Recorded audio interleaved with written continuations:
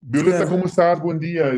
Tengo entendido que tú eres cobradora, ¿verdad? O fuiste cobradora en algún punto de tu carrera. Cuéntame un poquito para qué aplicaciones trabajaste, si es que se puede saber, y cuéntame, ¿cómo es que te enteraste de la vacante o cómo llegaste ahí?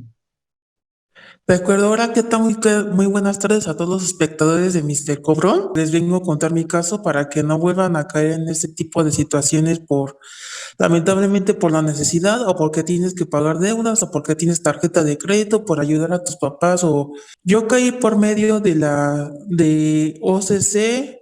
En su momento yo estaba trabajando para Credifiel, que es igual de cobranza, pero es una cobranza más light, que son préstamos de gobierno. Yo ya no estaba a gusto en ese trabajo y estaba en busca de empleo y se me dio la oportunidad de entrar por medio de las vacantes que estaban en su momento en OCC, INDE, Talenteca y Computrabajo, donde me contactaron lamentablemente Yumicash por medio de Computrabajo y ahí fue cuando a las instalaciones de Tomás Alva Edison 176 ahí al proceso de la entrevista. En la proceso de entrevista primero te lo hace recursos humanos sobre tu experiencia laboral, qué tanto tiempo tienes de experiencia laboral, si les gusta tu perfil adelante, si no les gusta tu perfil, ellos te dicen, ¿sabes qué? Luego te llamamos y tú sigues en busca de trabajo. A mí me dijeron, me gusta mucho tu perfil, tú ya tienes cobranza, tú ya has trabajado tanto en Liverpool, Credifiel, Banorte, Bancomer, etcétera, y nos agrada tu perfil. En este momento te va a hacer otra entrevista, uno de los team leaders, para que ya te puedas quedar al día de mañana. Sí. Ok, Violeta, perfecto. Entonces, a ver, nada más para resumir.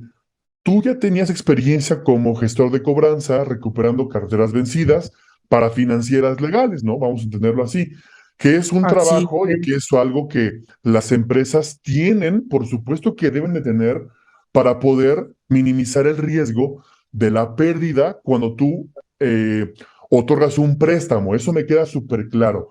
Pero entonces, tú sales de esas empresas, encuentras estas vacantes en O60, en Talenteca, en Computrabajo, etcétera, y entonces te das cuenta que es para trabajar con Yumi Cash en Tomás Alva Edison, que ojo aquí, para hacer un resumen importante, es una de las empresas que ya fueron cateadas en estos días por las autoridades mexicanas. Ahora, pregunta acá, cuando te dicen vas a trabajar para Yumi Cash, evidentemente Yumi Cash no te contrata, quien te contrata es un outsourcing, ¿verdad?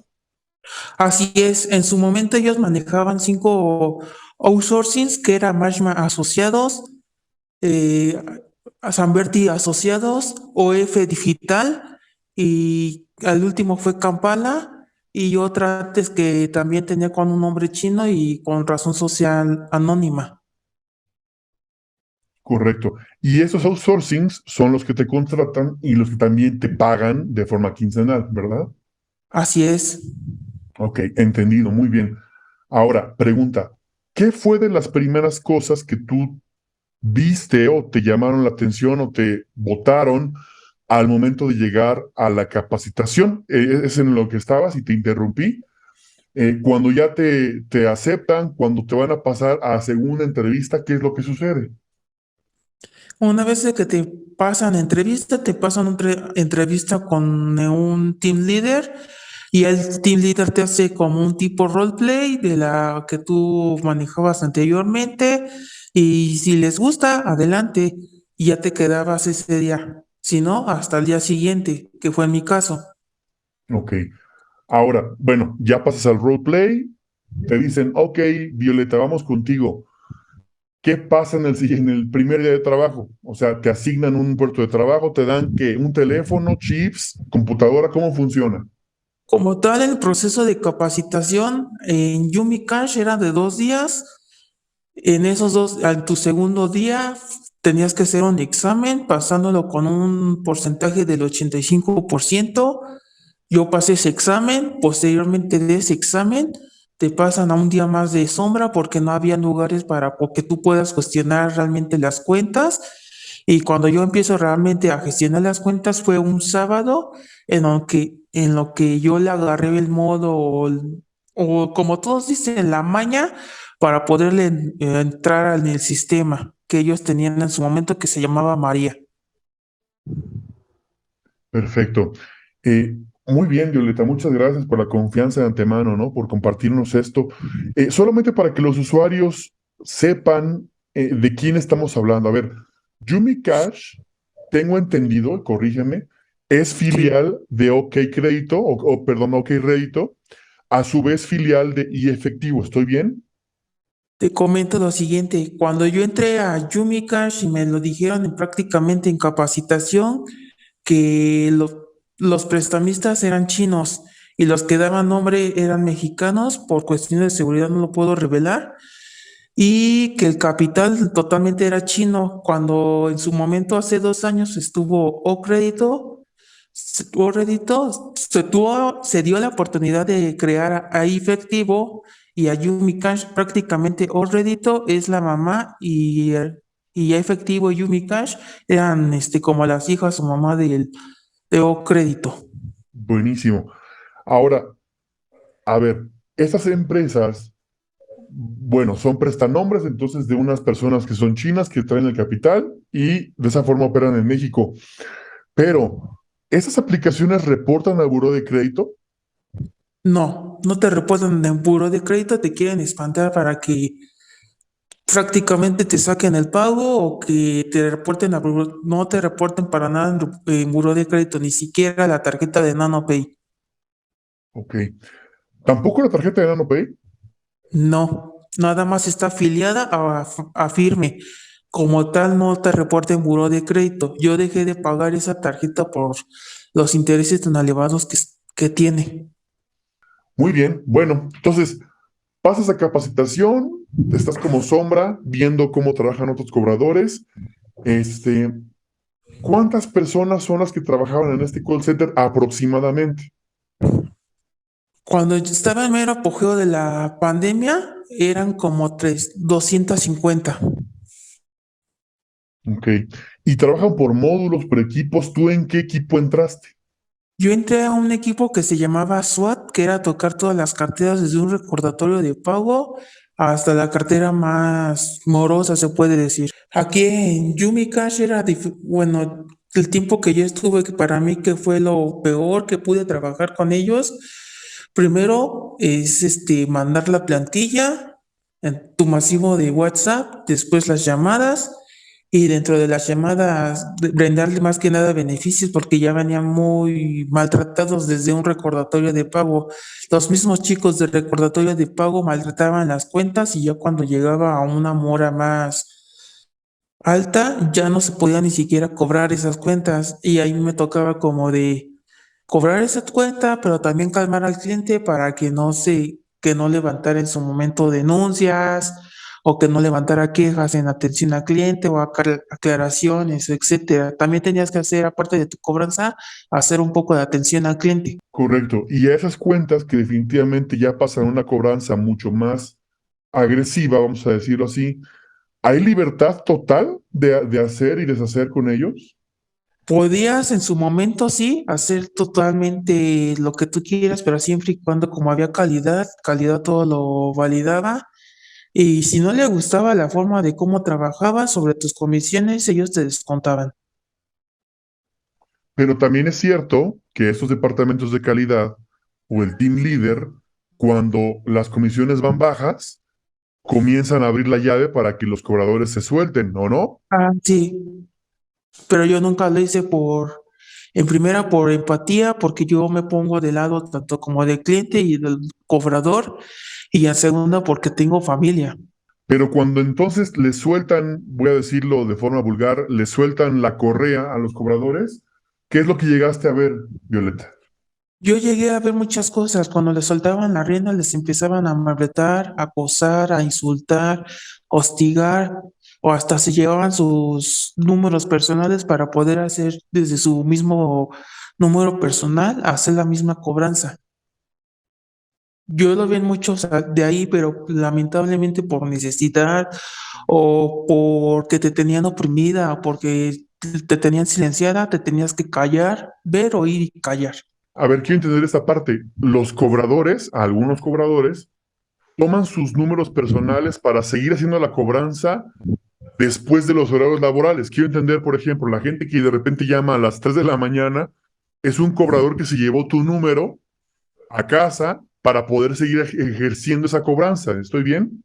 Así es. Sácanos de una duda. Al menos ustedes en la cobranza de esas aplicaciones, ¿a qué tienen acceso? A la libertad de contactos y a qué más. Cuando yo estaba después de SWAT, yo pasé el recordatorio de pago. En recordatorio de pago nada más tenías acceso a datos personales del cliente, donde trabajaba, el número de donde trabajaba el cliente y sus dos o tres referencias y las fotos en su momento. Después yo me enteré por muchos de ahí que hubo un fraude y fue cuando quitaron todo ese lío del número personal de los titulares de sus contactos y de la foto del cliente y del INE, porque también lo hacían con fines ya de usurpación de identidad y hasta fraude. Es decir, ya te comienzan a abrir otros créditos porque pues tienen todos los datos de ti, ¿no? De la Sí, persona. luego a mí me tocaba uno como asesor que no perdía el mismo cliente el crédito y le abrían el crédito cuando ya había liquidado.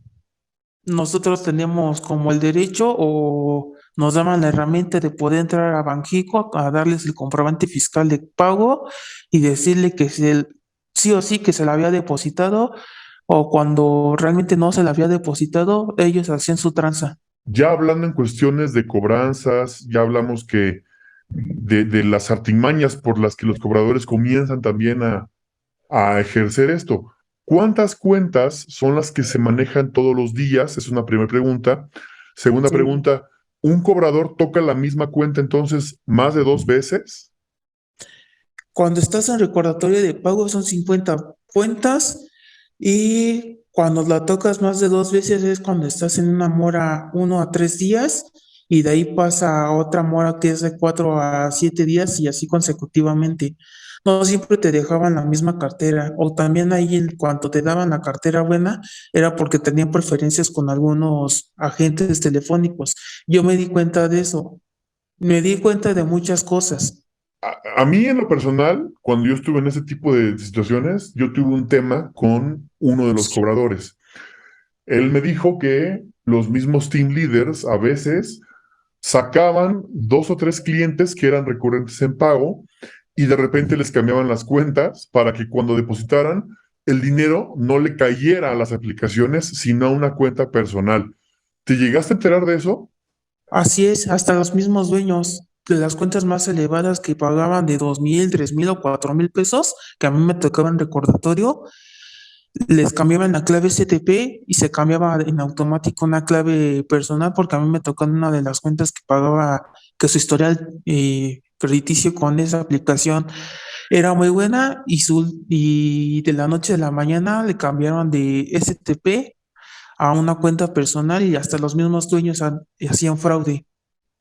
Entonces imagínate, o sea, aparte de que montan deudas, aparte de que extorsionan, aparte de que cometen muchos delitos, entre sus mismas entrañas, también se defraudan, ¿no, Violeta?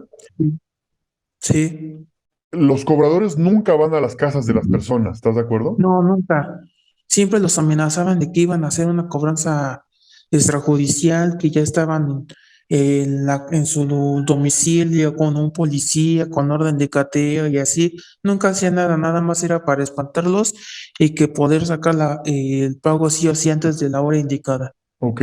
¿Después de cuántos días tu cuenta ya es desechada? Después de 3 días. O sea, si ya no pagaste, Si ya no pagaste, se pasa otro tipo de mora. Si no pasaste, se pasa otra mora y hasta la incobrable, ya después de la incobrable, y pues ya no las vuelven a tocar. ok. Si mi cuenta, si, por ejemplo, si yo dejé de pagar, después de que será unos 10, 15 días, ya soy incobrable y ya me desechan. Así es. Ok, entendido. Violeta, muy bien. Este, ok, últimas preguntas nada más para retomar un poco de lo que platicabas hace unos segundos. Em, con los contactos, ¿qué se vale hacer o qué hacían ustedes? Yo, como mi cobranza era más que nada, yo estuve en bancario y de préstamos de gubernamentales, yo nada más les pasaba el recado a la referencia y que se la proporcionaran a la brevedad posible. Hay veces que a otros ejecutivos les decía que sí o sí pagaran la deuda sí, más que nada del que adquirió la deuda. Creo que no era lo más viable o lo más correcto, siempre y cuando como había unos asesores más mañosos que ya han sido sí comisionar. Ahora, vamos a pasar del otro lado. Em, lo que comentabas ahorita, para el cobrador o para la gente que ya llegó a ese empleo, pues tengo entendido que es una experiencia muy mala, ¿no? O sea, te presionan, trabajas en horarios al gusto del call center. eh, vaya, es una explotación hecha y derecha, ¿no, Violeta? Sí, Cuéntanos un poco de eso. O sea, ¿qué es lo que tiene que vivir el cobrador? yo entraba de 9 a 6 de la tarde, tenías un horario de comida, a veces el horario de comida te lo variaban o luego te lo cambiaban, de plano no tenías ni comida, tenías 15 o 20 minutos de baño y luego a veces ni siquiera el tiempo de baño te lo respetaban. Y cuando estuvo lo del rebrote de COVID el año pasado, lamentablemente ahí en Yumicash y efectivo y en no crédito, hubo un foco de infección y se enfermaron varios y si tú decías que tenías COVID, te corrían injustificadamente. Mi caso fue que yo me contagié ahí de COVID, a mí me dio muy fuerte. Yo no quise tomar la incapacidad por temor a que me despidieran en ese momento y porque yo había adquirido una deuda muy incobrable con el banco. Y Ok. también lo hacía más Ujú. que nada por necesidad. De acuerdo, Violeta. Y obviamente por estas condiciones de trabajo, donde ni siquiera te dejan ir al baño, la rotación es muy alta, ¿no? O sea, ¿cuántas personas entran y salen todas las semanas de ahí? Cuando yo estuve en los 10 meses ahí, entraban de esos 25 que entraban, se quedaban nada más 4 y así consecutivamente. Muy bien. ¿Y por qué decides salirte? Yo más decidí salir porque en primera era mucha injusticia, en segunda yo hacía el trabajo de la supervisora que después de los chicos que llegaban a capacitación, tú como asesor ya de confianza o que te daban la pauta para poder continuar algún proceso de capacitación más detallado, cómo hacer las llamadas, tú capacítalos, tú haz nómina, tú haz vacaciones, tú haz faltas injustificadas, tú haz reporte de comisiones, tú haz descuento de comisiones, haz o sea, se haga todo lo de la supervisora y era lo que no me gustaba. Y aparte porque en la última crisis nerviosa que a mí me dio, como yo comento que a mí me dio crisis nerviosas estando en Yumi Cash, en la última crisis nerviosa ya no la podía yo controlar, me dejaron solo peor que un perro, creo que a un perro ni siquiera se le hace eso. Al final, a tu salida, ¿vuelves a caer en otra aplicación? Así O, es, ajá, ¿y en qué vuelvo, aplicación? vuelvo a caer en Blazar Espacios o Gabo Gabo en efectivo cash o en Pepe Crédito. Ok, y ahí cuéntanos por qué está peor la cosa. Porque ahí te dicen que te ofrecen X salario, no cumplen con no te lo ofrecen realmente. Cuando estás en proceso, tu proceso de capacitación nada más es un día, al día siguiente te avientan a hacer llamadas, es desde tu propio celular, te daban nada más los chips y un equipo de cómputo. Posteriormente, cuando tú querías postularte a un puesto a un cargo más alto, ya sea de gerente o el call manager o de supervisor, tenías que ser hermana de la supervisora, le tenías que ir bien a la gerente o a los de recursos humanos, luego tu nómina caía desfasada, te decían que te depositaban los días 15 o 30, si ni siquiera te depositaban en esos días, te depositaban días después del día 15, te depositaban hasta el día 19 o 20, de los días 30, 31 te depositaban hasta los días 3 o 4 de los primeros meses. ¿Y este call center en dónde está ubicado? Este call center actualmente está ubicado en Polanco, en Ejército Nacional. Caray, ¿y sigues ahí o también ya saliste? Me salí de ahí y volví a caer en otra fintech que fue en Incash y Superapoyo. Incash y Superapoyo. De Así todas las que es. estamos hablando ahorita, ninguna reporta a buró, ¿verdad, Violeta? No, ninguna más que Incash sí reporta buró y en la lista que mostró la seguridad pública sí te reporta buró, pero como tal no la hacen. Wow, Violeta, la verdad es que lo que hoy nos compartes es muy útil para todas las personas que hemos caído en esta situación. Hoy quiero entender entonces, ¿tú sigues siendo cobradora de alguna aplicación? No, ya busqué otro trabajo de mi carrera que yo estudié contabilidad. Afortunadamente estoy en un banco muy importante y me di cuenta de muchas cosas, aunque también estando en banco te das cuenta de muchas cosas de lo que hace. No solo las montadeudas, sino también los bancos que están regulados, como en Coppel, que en este caso, que si tú adquieres un préstamo de 5,000 pesos, te cobran 18,000 pesos y después si lo pagas en tiempo y en forma, vuelves a adquirir uno con 2,500 y te elevan hasta 7,000, 8,000 pesos. Claro, sí, sí, sí. Este concepto de usura, pues es una de las cosas que hoy estas aplicaciones y como tú bien lo comentas, instituciones bancarias legales, pues eso lo pasan por algo del tubo porque los intereses son a veces impagables, ¿no? Un Así Banco es, y que Azteca, un también, Coppel, etcétera, quizás así son, es, y son intereses impagables, ¿no?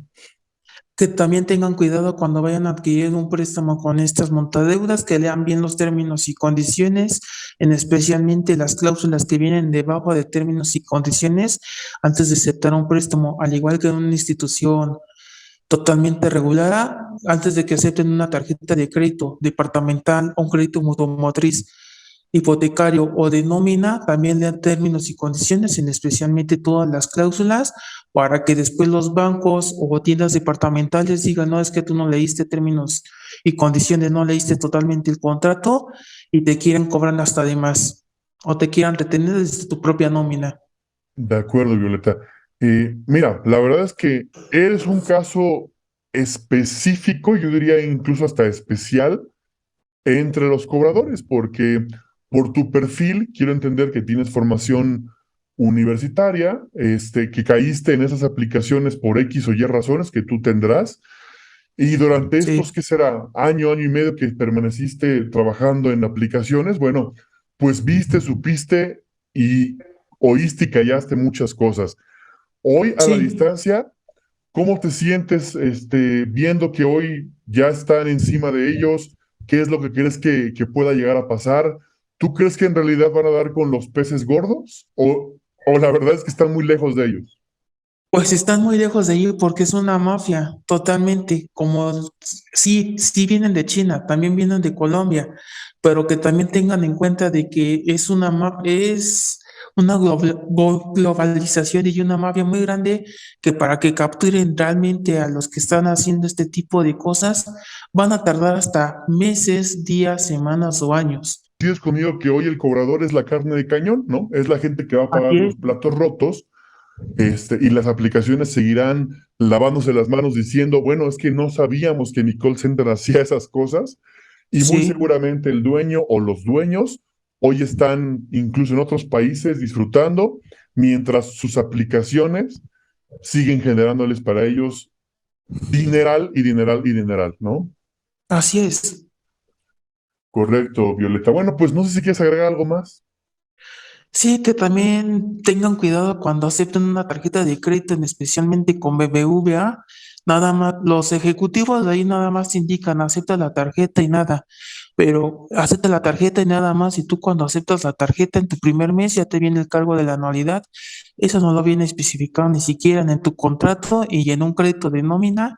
Siempre lean bien términos y condiciones y las cláusulas del contrato, porque de un crédito de nómina que tú saques por simplemente un apuro o porque lo tengas reprobado de 6,100 pesos, vayas a pagar 24,000 hasta 30,000 pesos. De igual manera que en Coppel y en Banco Azteca, siempre vayan asesorados de un contador y un auditor, que cuáles son los, y sí, cuáles son los pros y contras de poder contratar tanto con los montadeudas y con las instituciones reguladas, que también deberían de hacer un video sobre eso. Muy bien, pues sí, la verdad es que muy útil. Coincido contigo en muchos puntos, la verdad. Hoy muchas de las bancos, ¿no? También se manejan como ellos quieren y a veces también las cobranzas no son tan reguladas, ¿no? Creo que por ahí sí debería de existir una mejor regulación en los términos de las leyes que hoy rigen a las fintechs o a las financieras, pero Así bueno, es. eso es otra historia. Pues listo, Violeta, muchas gracias por compartirnos tu testimonio. Deseamos, y yo en lo personal deseo que nunca vuelvas a caer en este tipo de situaciones, porque No, pues la verdad es que hoy en esta charla sí nos hablaste por lo menos de 10 delitos que fueron violados, ¿no? Que es el mobbing, sí. acoso laboral, usura, fraudes, ley Olimpia y lo que tú me quieras agregar y agregar. Y también en este caso también de lo cibernético, que también robaban hasta tus datos de de tus mismos referencias ahí de las aplicaciones, y les montaban deudas cuando ellos ni siquiera lo pidieron. Pues sí, bueno, pues deseo que sigas por el camino recto, Violeta.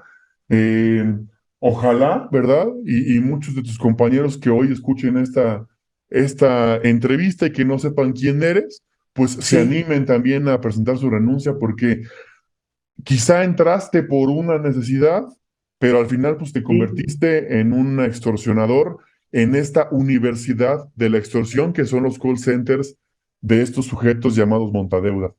Pues muchas gracias, Violeta, te agradezco mucho. Sí, igualmente.